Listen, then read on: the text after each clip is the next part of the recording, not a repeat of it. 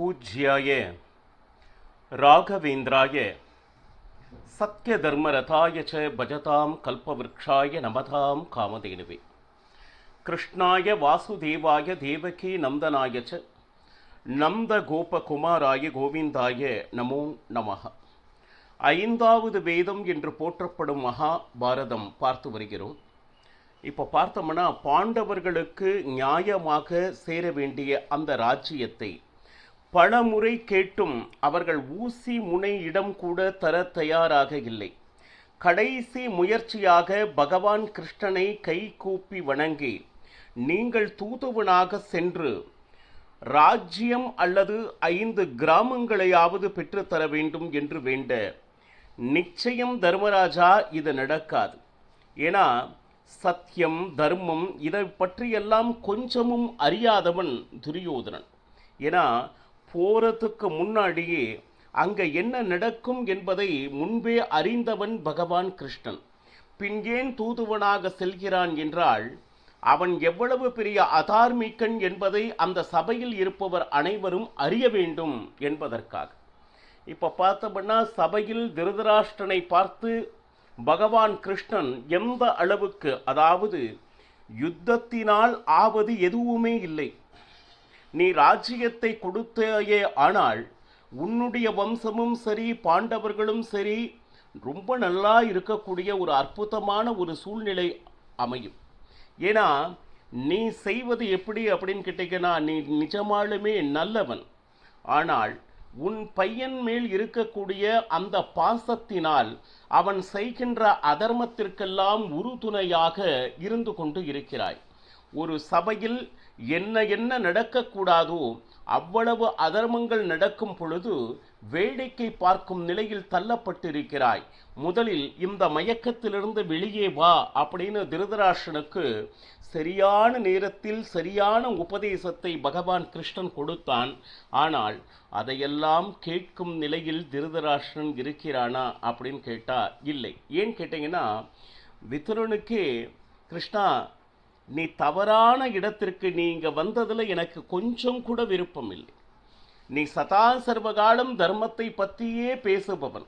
ஆனால் தர்மம் என்றால் என்ன என்பதை கொஞ்சமும் அறியாத சபை இது. இல்லைன்னா அவ்வளவு பெரிய அதர்மம் நடக்கும் பொழுதே இவ்வளவு பெரிய சான்றோர்கள் வேடிக்கை பார்த்து கொண்டுதான் இருந்தார்களே தவிர இவர்களது செவிகளில் தர்மம் என்று என்றும் ஏறாது கிருஷ்ணா. இதனால் உனக்கு நிச்சயம் அவமானம் தான் ஏற்படும் என்று விதுரன், கிருஷ்ணன் தூதுவனாக வந்ததே இவனுக்கு பிடிக்கவில்லை. தன் மனதில் என்ன நினைக்கிறானோ அதை ஒளிவு மறைவு இல்லாமல் பேசுபவன் விதுரன்.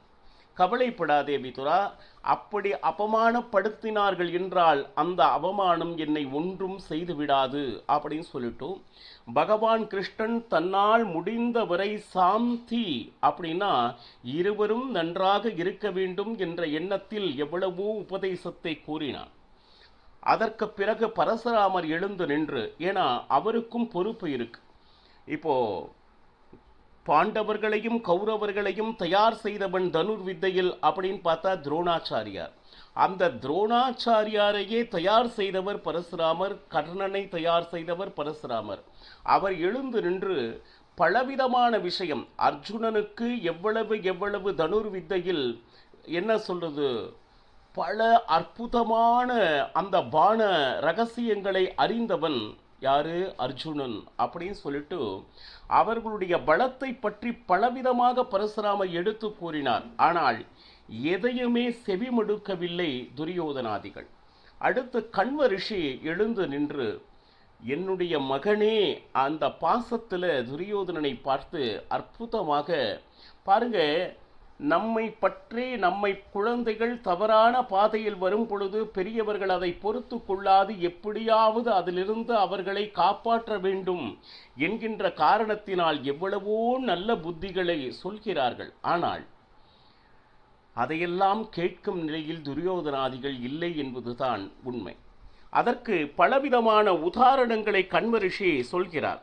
அதாவது இந்திரனுடைய சாரதியாக இருக்கக்கூடிய மாதலி, அந்த மாதலியினுடைய மகள் பாருங்க குணகேசரி, அவருக்கு பார்த்தோம் குணகேசி. அந்த குணகேசி அற்புதமான சௌந்தரியமானவள், அவளுக்கு ஏற்ற கணவன் பல லோகத்தில் தேடியும் கடைசியில் பாதாள லோகத்தில் தான் கிடைத்தான். அதுலேயும் எப்படி அப்படின்னு கேட்டீங்கன்னா, சுமுகன் இன்னும் ஒரே ஒரு மாத காலத்தில் கருடனால் அவன் விழுங்கி சாகப் போகிறவன். ஆனால் மாப்பிள்ளை என்று வந்தால் இவன் தான் என்கின்ற முடிவிற்கு குணகேசியும் வந்தாயிற்று, மாதலியும் வந்தாயிற்று, நாரதரும் ஒப்புக்கொண்டார்.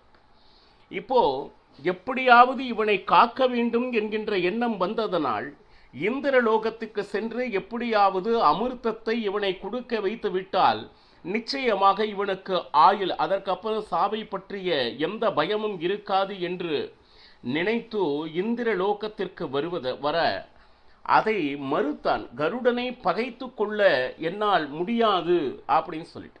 அப்போ அங்கேயே உபேந்திரன், சாக்ஷாத் பகவான் நாராயணன் அவர்கிட்ட கேட்டுப்பார் அப்படின்னு சொன்ன உடனே அந்த உபேந்திரிடம் தஞ்சமடைந்தான் இப்போ சுமுகன். இப்போ இதில் என்ன, எப்பொழுது இந்த நிகழ்ச்சி நடக்கிறது என்பதை கருடன் அறிந்தானோ உடனடியாக இந்திரலோகத்திற்கு சென்று என்னுடைய உணவை தட்டி பறிக்க நீங்கள் யார்? அதை சாப்பிடும் பொழுதுதான் எனக்கு பலம் வரும், என்னுடைய சந்ததிகளை நான் காக்க முடியும். இது இறைவனால் நியமிக்கப்பட்டது. இதில் நீங்கள் தலையிடுவதற்கு எந்த விதமான அதிகாரமும் இல்லை அப்படின்னு சொன்னவிட்டு இந்திரன் உடனே நழுவினான். எனக்கும் இதற்கும் சம்பந்தமில்லை, தோ பகவான் உபேந்திரனே அடைக்கலம் கொடுத்துள்ளார் சுமுகனுக்கு. என்ன அவரை காரணம் காட்டி நீ விலகி கொள்ள பார்க்கிறாயா? அவருடைய பேர் சொன்னால் நான் பயந்து விடுவனா? இந்த உலகத்தையே சுமப்பவன் அவன் என்றால் அவரையே சுமப்பவன் நான். பாருங்க, இந்த இடத்துல தேவதைகளுக்கும் அகங்காரம் சில நேர அசுர ஆவேசத்தினால் வந்து விடுகிறது. ஏன்னா பகவானையே சுமக்கக்கூடிய சக்தியை பகவானே கருடனுக்கு வழங்கி இருக்கிறார் என்றாலும் சில நேரம் தானே பகவானை சுமக்கிறேன் என்கின்ற எண்ணம் கருடனுக்கும் வந்தது. அப்ப என்னாச்சு, என்னால் தான் இந்த காரியம் நடந்து ஏறியது அப்படின்னு சொல்லிட்டு கருடன் சொல்ல, பாருங்க, நான் மட்டும் சாமானியவன் ஆனவன் அல்ல, கஷ்யப்பரின் மகனே நான், வினத்தையின் மகனே நான் அப்படின்னு சொல்லிட்டு தன்னுடைய பரம்பரை பெருமையிலெல்லாம் கருடன் இந்திரனிடம் கூற ஆரம்பித்தான். இதில் என்னன்னு கேட்டிங்கன்னா, இது எல்லாம் வார்த்தை முற்றியது. உடனே உபேந்திரன் பேச ஆரம்பித்தான். பகவான் கருடனை பார்த்து, கருடா என்ன சொல்கிறாய்? நீ என்னை சுமந்து கொண்டிருக்கிறாயா? இது என்ன, இது விந்தை. ஏன்னா என்னை சுமக்கும் பலம் உன்னிடம் சிறிதும் இல்லை கருடா. நாம கருடன் மேலே பகவான் பலமுறை அமர்ந்து பல விஷயங்களுக்காக சென்றதை கேள்விப்பட்டிருக்கிறோம். ஆனால் இது பகவானின் கருணையானால் இது நடக்கிறது என்கின்ற எண்ணம் அறியாது நானே பகவானை சுமக்கிறேன் என்கின்ற எண்ணம், அந்த அகங்காரம் வந்ததனால் பாருங்க, உடனே சரி வேணா ஒன்று பண்ணலாமா, என்னுடைய இடது கையை மட்டும் உன்மேல் வைக்கிறேன், முடிந்தால் அதை உன்னால் சுமக்க முடிகிறதா என்று பரீட்சித்துப் பார் என்று பகவான் கருடன் முன்னாடி ஒரு சேலஞ்ச், உன்னால் முடிகிறதா பார், ஏன்னா என்னை சுமக்கிறேன் என்று வார்த்தைக்கு வார்த்தை கூறிக்கொண்டிருக்கிறாய். உடனே என்ன பண்ண, இடது கையை உபேந்திரன் கருடன் மேல் வைத்தான். அவ்வளவுதான், இந்த பூமியே பர்வதமாக மாறி கருடன் மேல் இருந்த மாதிரி, அதாவது தலைமேல் வைத்தால் போல கருடனால் கொஞ்சமும் சுமக்க முடியாது, திணறினான்.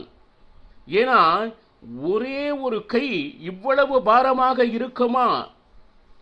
நீ என்னை சுமப்பது என்பது என்னுடைய அனுகிரகத்தினால். ஏன்னா அந்த இடது கையை கூட கருடனால் சுமக்க முடியவில்லை. உடனே காலில் விழுந்தான் கருடன். அப்ப என்னாச்சு, ஒன்றும் இல்லை, சிறிது நேரம் பகவான் தன்னுடைய இடது கையை கருடன் மேல் வைத்ததால் ரொம்ப ரொம்ப ரொம்ப ரொம்ப ரொம்ப என்ன சொல்லுது, தன் உடம்பில் எந்த சக்தியும் இல்லாதபடி ஆனான். ஏன்னா அந்த இறக்கையெல்லாம் விழுந்து விட்டது. அப்போ இந்த மாதிரி நமஸ்காரம் செய்து பிரார்த்தனை செய்ய ஆரம்பித்து விட்டான். எனக்கு அறியாமல் அந்த அகங்காரத்தினால் நான் பேசக்கூடாத வார்த்தைகளை பேசிவிட்டேன், தயவு செய்து என்னை மன்னித்து விடு என்று கருடன் கேட்க பாருங்க.